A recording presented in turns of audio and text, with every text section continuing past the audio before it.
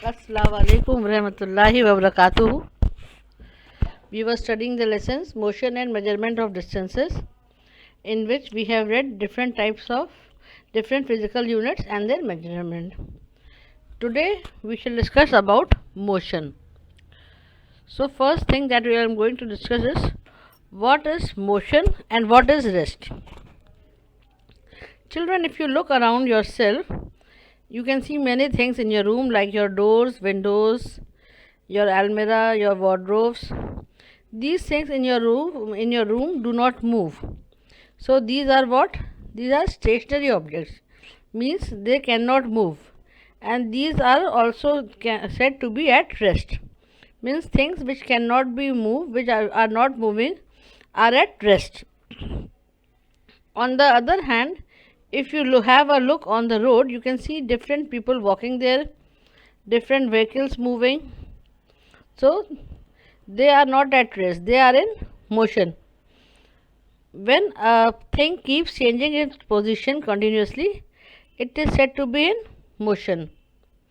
So what is rest and what is motion?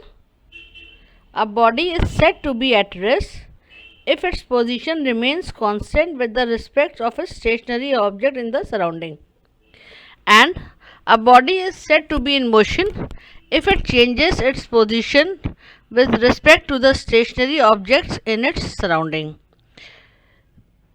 Rest and motion are relative terms, they are related to each other.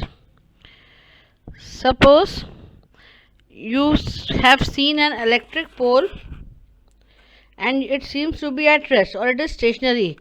If you are observing it standing on the road, you can see that the pole is stationary.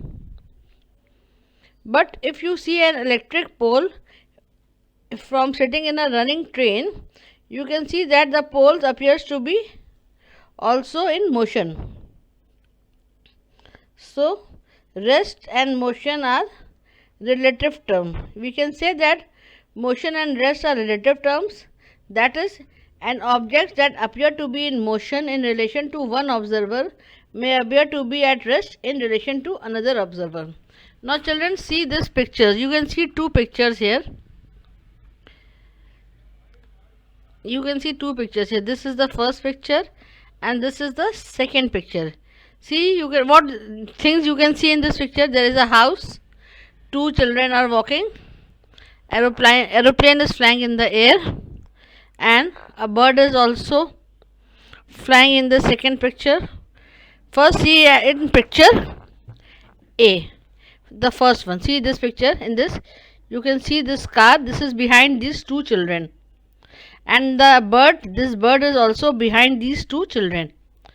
In the second picture you can see the bird is in front of these two children and the car is also close to these two children. First, this house was at a distance from these children. Now the children are very close to the house. So what thing is at rest and what thing are in motion? This house is at rest, the trees is at rest, the aeroplane is in motion, this bird is in motion, the car is in motion, the children are in motion. But if you see this house from this aeroplane, if it is visible, if this house is visible from this aeroplane, then the people who are sitting in this aeroplane will say that the house is moving. As they will move, as the aeroplane will move away from the house will also appear moving. So rest and motion are relative terms. Okay. Now we shall discuss different type of motion. Different types of motion. In this first type of motion is translatory motion. What is translatory motion? When all the parts of an object moves in the same distance in a given time, the motion is said to be translatory. Suppose you are walking, you are sitting on a chair, then you start walking and you go to the door. Then what happened? All part of your body moves towards the door. You cannot leave any one part of your body on the chair and move rest part of your body. So all the parts of your body are covering the same distance in the given time. So this type of motion is called translatory motion. Translatory motion, other examples of translatory motion are a child going down a slide or a vehicle moving on a road. All these show translatory motion because all parts of the body moves the same distance in the given time. This translatory motion is of two types, rectilinear motion and curvilinear motion. What is rectilinear? As the name suggests, when the objects move along a straight line, it is said to be a rectilinear. So, here the object moves in a straight line. See, this car is moving on a straight line. The car is moving in a straight line. So, car is in rectilinear motion. Curvilinear, when our objects move in a curved line, on a curved path, it is called as curvilinear motion. The path is curved in curvilinear. See, this is a curved path. No? See, this path is curved here and the car is moving along this path. So, the car is showing curvilinear motion. Next type of motion that we are going to study is circular motion. What is circular motion? When a body moves along a circular path, it is called as circular motion. For example, you know, the earth moves around the sun in a circular path, so it is also circular motion.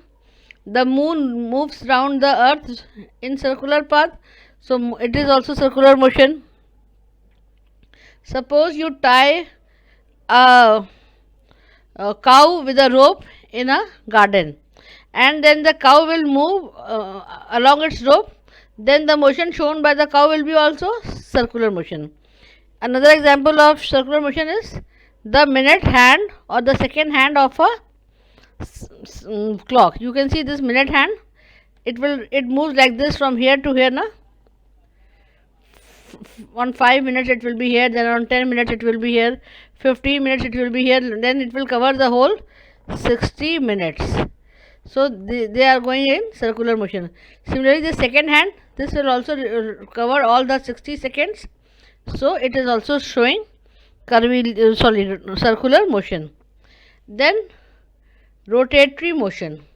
When a body moves about its fixed position, it is called as rotatory motion. Like you must have seen a top or a wavelet, you must have played with it. It moves along a axis. Like the earth also moves along an axis. The earth shows two type of movement. No? One is rotatory motion. It moves along its axis. Axis is what? An imaginary line drawn on the earth. So, the movement of earth around its axis is called rotatory motion, which causes day and night.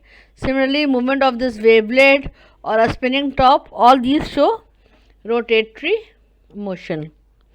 Next type of motion is oscillatory motion. What is oscillatory motion? When a body moves to and fro, means from one position it goes here, then again it will come here, then again it will go here. So, when a body moves to and fro from a fixed position, it is called as oscillatory motion. To and fro means from one part to another, then again there, then back to its again previous position, like this motion. Like a girl swinging, this girl is on the swing, it will show oscillatory movement. You might see have a pendulum of a clock. Pendulum of a clock also move na like this. It shows oscillatory movement. Then what is vibratory motions? If the motion in which a part or part of a body remain fixed and some part of the body move, then that part to and fro, then that pattern is called as vibratory motion. Like expansion and contraction of a chest cavity during breathing, or the strings of a sitar or guitar. On both sides they are fixed in clamps and only in the middle we rotate it. We give it a vibration and with the help of a key. So this is called as vibratory motion. Then periodic motion and non-periodic motion. Periodic motion means a motion that repeats itself after a regular interval of time. It is called as periodic motion. Like the needle of a sewing machine, the heartbeat of a normal person, and the motion of the earth along the sun. The earth takes 365 days to complete one revolution around the sun, which causes change of season, so it is periodic motion. Non-periodic motion means that does not repeat itself after a regular interval of time. Like you move your hand or your arms or your legs, they are repeated but not periodic. You move to and fro. See, this boy is running and playing some game like rugby, I think, and they are moving their hands and legs constantly, but they are not showing any definite pattern. In any time interval, they can move their hands and legs. So these are non-periodic motion. The next and the last motion that we have to study is multiple motion. Sometimes an object possesses two or more motion at the same time. This is called multiple motion. Like you can see a boy riding a bicycle. The tires of the bicycle is showing circular motion. Then the boy is moving in a straight line or a curved line, so it is showing translatory motion. Similarly, the motion of the earth around the sun.